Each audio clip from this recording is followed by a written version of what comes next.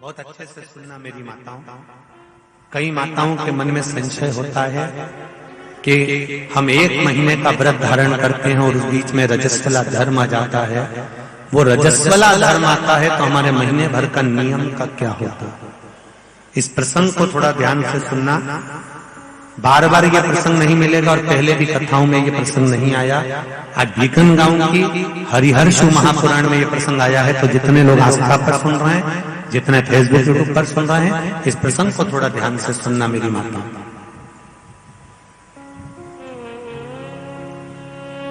बहू ने अपने ससुर से कहा, पिताजी मैं कार्तिक के महीने के स्नान का नियम तो ले लेती हूँ। मैं कार्तिक के महीने, कोई माता कार्तिक के स्नान का नियम लेती हैं, कोई माघ महीने का स्नान का नियम लेती हैं, कोई चैत्र महीने के स्नान का नियम लेती हैं, कोई फागुन का लेती हैं, कोई बैसाख महीने के स्नान का नियम लेती हैं। कई माताओं की आदत रहती है, कई पुरुषों की आदत रहती है कि मैं 1 महीने तक कार्तिक का स्नान करूंगी। पर वो कार्तिक के स्नान में कुछ दिन ऐसे आ जाते हैं कि उसमें रजस्वला धर्म आ जाता है। अब वो रजो धर्म आ गया, रजस्वला धर्म आ गया, तो उस बीच में उसका नियम पूरा हुआ कि नहीं हुआ? उस बीच में वो 5-7 दिन जो स्नान के लिए नहीं गई, पूजन नहीं करी, तुलसी को जल नहीं चढ़ाया, शालिग्राम जी का पूजन या ठाकुर जी का श्रृंगार नहीं कर पाई, तुलसा महारानी का गीत नहीं गा पाई, तुलसी जी का गीत नहीं लगा पाई, तो उसको कार्तिक के महीने का, क्योंकि ये रजस्वला धर्म तो प्रत्येक महीने आना, नारी के लिए रजो धर्म तो हर महीने प्राप्त होना, तो हर महीने अगर रजो धर्म आना है तो कार्तिक महीने का फिर नियम पूरा कैसे हुआ? फिर नारी का नियम कैसे पूरा होगा? फिर नारी तो फिर नियम टूट गया, नियम टूट गया तो उसको कोई फल नहीं मिला। तो बहू ने अपने ससुर से कहा, एक साहूकार से, साहूकार की बहू ने कहा, ससुर जी मेरे मन के संशय को मिटा दो। मैं कार्तिक का स्नान करना चाहती हूँ और उस कार्तिक के स्नान में सबसे बड़ी अगर विघ्नता आती है तो मेरे 7 दिन 5 दिन जो रजो धर्म के जाएंगे, वो रजो धर्म में मेरा नियम टूट जाएगा। उस नियम को पूरा कैसे किया जाए?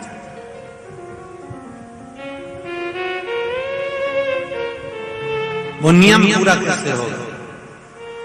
कार्तिक के महीने का स्नान करने वाले जरा ध्यान देंगे, चाहे बैसाख स्नान करें, चाहे माघ का स्नान करें, मेरी माताओं का रजो धर्म 7 दिन 1 महीने के अंदर आ ही जाता, और आया तो वो नियम टूटा। उस नियम को पूर्ण कैसे करा जाए? कहा, साहूकार ने कहा कि बहू मैं इतना विद्वान तो नहीं हूं, ज्ञानी तो नहीं हूं, पर मैं मेरे गुरु से इस बात को स्मरण कर आऊंगा। अब बहू को कार्तिक का महीना आ रहा है, कार्तिक के महीने का उसको इंतजार था, वो इंतजार में बैठी है। मात्र कार्तिक आने में 8 दिन बचे थे। अब देखिएगा जरा, आप में और उस बहू में क्या अंतर है। कार्तिक के महीने आने में 8 दिन बचते हैं तो आप पुताई चालू कर देते हो। बोलो सही है कि गलत है? कार्तिक आने में, दिवाली आने में जब 8-15 दिन रहते हैं तब तुम पुताई चालू कर देती हो, सफाई चालू कर देती हो, ये काम चालू कर देती हो, वो काम चालू कर देती हो। सारे काम तुम्हारे कार्तिक का महीना आने के समय पर चालू हो जाता है। और बहू सफाई नहीं पूछ रही, साफ सफाई पर ध्यान दे रही है, पर ऐसा नहीं कि साफ सफाई नहीं कर रही, पर उसका ध्यान वही कार्तिक के महीने के स्नान में लगा हुआ है। आज बहू 8 दिन बचे और बहू का भोजन छूट गया, उसका भोजन नहीं, भाई मिला अंदर जाए।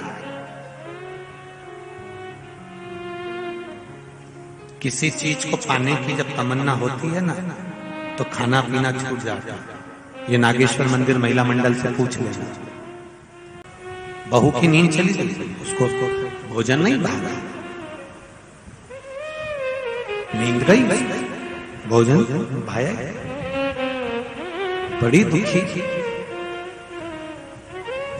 साहूकार को कोई मिला चाहे ना मिला,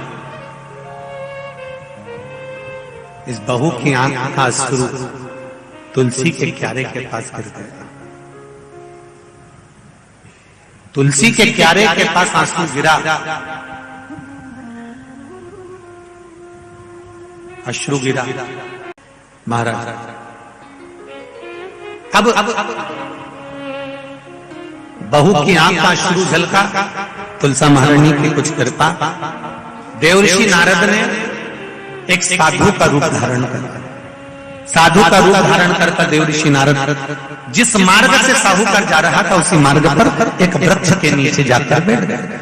वृक्ष के नीचे बैठे और बैठते ही साहूकार ने देखा कि बहुत पहुंचे हुए बाबा लग रहे हैं, चंदन का तिलक लगा है, कंधे पर यज्ञोपवीत पड़ा हुआ है, बड़ी बड़ी जटा जूट है, मुख पर कुछ तेज पुंज है, बड़ा प्रकाश दिख रहा है।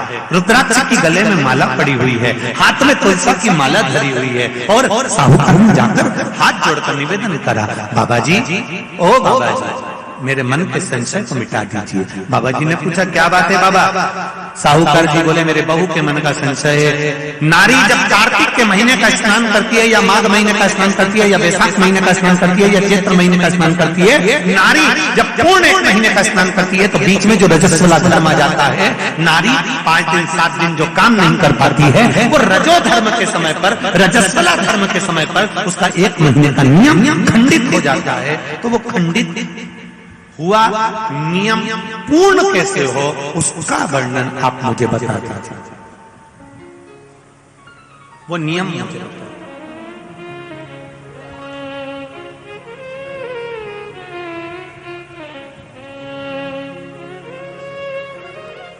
संत के रूप में बैठे हुए देवर्षि नारद, श्रीमन नारायण, श्रीमन श्रीमन 7 बार देवर्षि नारद ने नारायण नारायण नारायण नारायण कहा। कहने पर देवर्षि नारद ने बोला, सुनो साहूकार जी, सुबह के समय पर जब आपकी बहू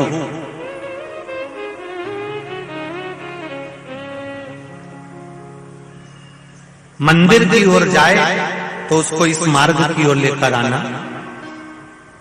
मैं आपको ज्ञान उपदेश दूंगा और वो ज्ञान उपदेश आप बहू को श्रेष्ठ दे पाए ना दे पाए, वो बहू सम्मुख में बैठकर सुनेगी तो उसको प्राप्त होगा।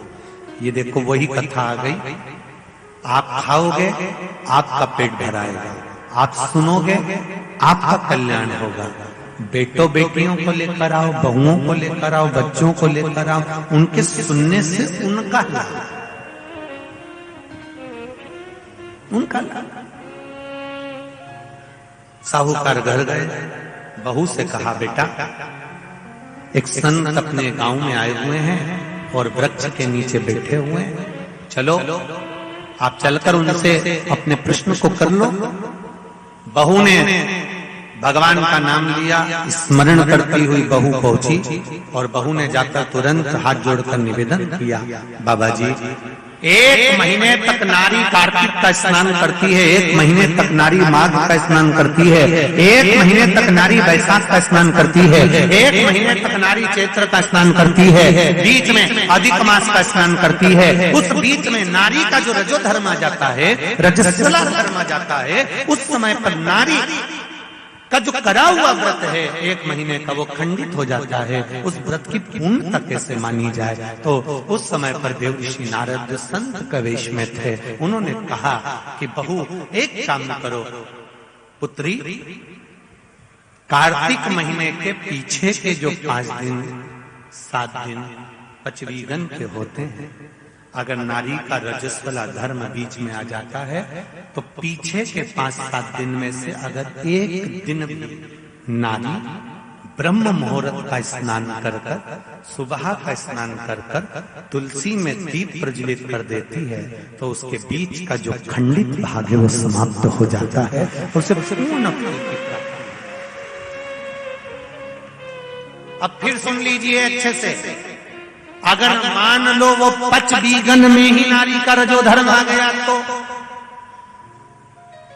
बहुत बहुत ध्यान से सुनना, ये कथा हरिहर शिव महापुराण की कथा जो भीकन गांव वालों को मिली है, संपूर्ण विश्व के कल्याण के लिए बहुत ध्यान देना। हर नारी का प्रश्न है, प्रत्येक नारी के प्रश्न ये सम्मुख में रहता है। मान लो आपने कहा कि रजो धर्म आ गया मध्य में तो आप पीछे के 5 दिन स्नान करो। वो 5 दिन में अगर रजो धर्म आ गया,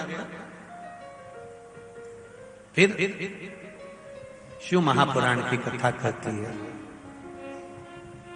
घर में रहने वाली कोई कुंवारी कन्या, घर में रहने वाला कोई पुत्र, घर में रहने वाला पति, घर में रहने वाली सास, घर में रहने वाली कोई सौभाग्यवती नारी, जेठानी, ननन, देवरानी, या घर में रहने वाला कोई पुरुष अगर बाहर स्नान करने नहीं भी जा सकता, ब्रह्म मुहूर्त में प्रातः के समय पर यदि तुलसी में एक दीप और एक संध्या के समय पर दीप लगा देता है तो भी नारी का नियम पूर्ण हो जाता है। वो नियम खंडित नहीं, नियम खंडित। क्या 5 दिन के स्नान का फल है? हाँ, और तुझे मौका मिलेगा तो तुझे समझ में आएगा। देवर्षि नारद ने बस इतना कहा, उसका फल क्या है तुझे मौका मिलेगा जब मालूम पड़ेगा। तब बहू को समझ में नहीं आया कि आखिर सब क्या कहा। देवर्षि नारद कहकर चले गए। साहूकार की बहू रोज प्रातः का कार्तिक का स्नान करने लगी। कार्तिक का स्नान रोज बहू करती, रोज ब्रह्म मुहूर्त में स्नान कर आती। बहू को नहीं मालूम कि नगर के राजा का लड़का युवराज अपनी पत्नी के साथ स्नान करने आता। राजा और रानी भी स्नान करने आते हैं, युवराज अपनी धर्मपत्नी के साथ स्नान करने आता है। आज युवराज को बड़ा बुरा लगा। युवराज ने देखा कि मैं घाट पर नहाने के लिए आता हूं, पर यह घाट गीला कैसे हो जाता है? मतलब मेरे स्नान के पहले कोई स्नान कर रहा है, मेरे स्नान के पहले कोई स्नान कर रहा है। मुझे ऐसा लगता है जरूर कोई ना कोई आता है। युवराज ने, राजा ने अपने नगर के सैनिकों से बोला, पता लगाओ कि सुबह स्नान करने कौन आता है। सैनिक लगते उससे पहले ही साहूकार की बहू स्नान कर चली जाती। दिखाई नहीं दिया, समझ नहीं आया। आखिरी के 7 दिन बचे थे, 8 दिन बचे थे। राजा के दूत ने फिर युवराज ने कहा, मुझे पता लगा कर बताओ फिर मेरे स्नान के पहले कौन स्नान करता है, घाट को गीला कौन कर देता है। क्रोध में आकर कहा, मालूम नहीं पड़ पाया। एक दिन रानी को, इस साहूकार की बहू को मालूम पड़ा कि युवराज मेरा पता कर रहा है, मेरा पीछा कर रहा है। तो बहू ने तुरंत सुबह जल्दी स्नान करा और भागी। भागते समय उसके गले की माला और पांव की एक मोजड़ी छूट गई। माला और मोजड़ी छूट गई। माला मोजड़ी छूटी, चली। राजा को वो माला मोजड़ी मिल गई। उसने मन में विचार करा, मोजड़ी इतनी सुंदर, माला इतनी सुंदर, तो जो इसको पहनती होगी वो कितनी सुंदर होगी। राजा ने अपने दूतों से कहा, जाओ, जिसकी ये मोजड़ी और माला है इतनी सुंदर है तो वह नारी कितनी सुंदर होगी, उसको 5 रात्रि मेरे पास में लेकर आ। उसको मैं 5 रात्रि अपने यहाँ रखूंगा। शब्द सुना, खबर पूरे गांव में लग गई। साहूकार की बहू के कानों में भी शब्द पहुंच गया। कार्तिक का महीना चल रहा था तो बहू ने भी कह दिया, मैं राजा के यहाँ पर 5 रात्रि रहने को तैयार हूं, पर शर्त मेरी ये है, ब्रह्म मुहूर्त का स्नान करते हुए अगर राजा मेरे को मुख देख लेगा तो मैं उसके यहाँ रह लूंगी। सुबह का कार्तिक का स्नान कर कर जब मैं निकल रही हूँ और राजा का पुत्र मुझे देख ले तो मैं रहने को तैयार हूँ, नहीं तो मैं नहीं रह सकती। राजा ने भी एक पक्षी, जो पाला हुआ पक्षी था, उस पक्षी को पेड़ पर बिठा दिया और कहा, जैसे ही रानी स्नान करने आए उसी समय पर तू बोल देना, मैं दौड़ कर जाऊंगा और इस साहूकारनी का दर्शन कर लूंगा। जब साहूकारनी सुबह के समय पर स्नान करने चली तो देहली पर द्वार को छोड़ते समय प्रणाम करते हुए कहती है, हमारे भारत की सभ्यता, भारत की भूमि की संस्कृति, पहले की माताएं जब मायके से ससुराल जाती थी या ससुराल से मायके आती थी तो जिस तांगे में, जिस गाड़ी में, जिस बस में, जिस टैक्सी में भी बैठती थी उसके भी पांव पड़ती थी, उसको भी प्रणाम करती थी। बोलो री जीजिए, सही है कि गलत? ये भारत की सभ्यता है, ये भारत का संस्कार है, ये भारत की भूमि की मर्यादा है। जिस भूमि पर से जा रही, ससुराल से मायके जाएगी तो जिस बस में जाती थी उसके पांव पड़ती थी, बैलगाड़ी में जाए, टांगा गाड़ी में जाए, घोड़ा गाड़ी में जाए, उसके पांव पड़ती थी। घर से निकलते समय प्रणाम कर कर जाती। उसने अपने द्वार को प्रणाम किया और द्वार प्रणाम कर कर जा रही है और कहती हुई जा रही है, हे तुलसा महारानी, हे गंगा मैया, हे दामोदर भगवान, ऐसी कृपा करना मैं स्नान कर कर जाऊं तो राजा के लड़का नींद में भरचक सो जाए, ऐसी कृपा कर देना। तोता बोलता रहा, राजा का लड़का सोता रहा। पहला दिन निकल गया। दूसरे दिन राजा के लड़के के मन में प्रश्न आया कि मैं तोते से पूछूं, क्यों रे तोता, क्या वो साहूकार की बहू नहीं आई थी? आई थी, स्नान करके गई, तो मैं जग नहीं पाया। उसने विचार करा, कुछ ऐसा काम करता हूं, पुड़िया में लेकर बैठ गया मिर्ची, रात्रि को डाल ली आंख में, रात भर नींद नहीं आएगी। साहूकार ने फिर चली, द्वार को छोड़कर प्रणाम करा, दरवाजे को प्रणाम कर कर, द्वार को पूजन कर कर, जब प्रणाम कर कर चली तो निवेदन कर कर चली, हे द्वार देवता, राजा के लड़के को सुला देना। ये स्कंद पुराण की बात शिव महापुराण में भी लिखी गई। पशुपति व्रत में एक नियम है, जब मंदिर में दिया लगाकर जाते हो तो घर के दरवाजे के राइट सीधे हाथ पर दिया लगाते हो। बोलो सही है?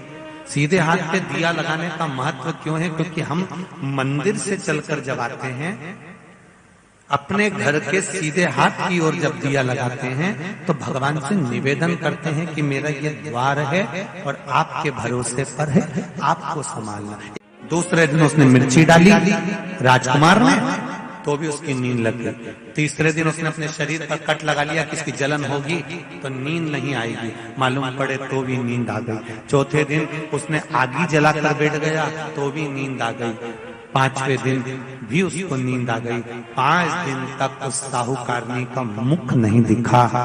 राजकुमार घर चले गया, गुस्से में लाल हो गया, शरीर में एक रोग हो गया, शरीर कोड़ी हो गया, टपकने लगा, खाल गलकर गिरने लगी।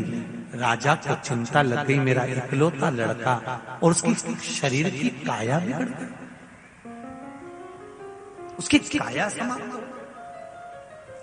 साहूकार की बहू को नहीं मालूम, साहूकार की बहू तो अपनी भक्ति में, अपने स्मरण में, अपने आनंद में लगी हुई थी, उसको मतलब नहीं, वो तो अपनी अलमस्तता में, अपनी मस्ती में लगी, अपने भजन में। 5 दिन जो मिले हैं भगवान की भक्ति के, उसमें डूबी हुई है, उसे कोई मतलब। तुलसा जी का आराधना करे, तुलसी जी का पूजन करे, तुलसी जी का स्मरण करे,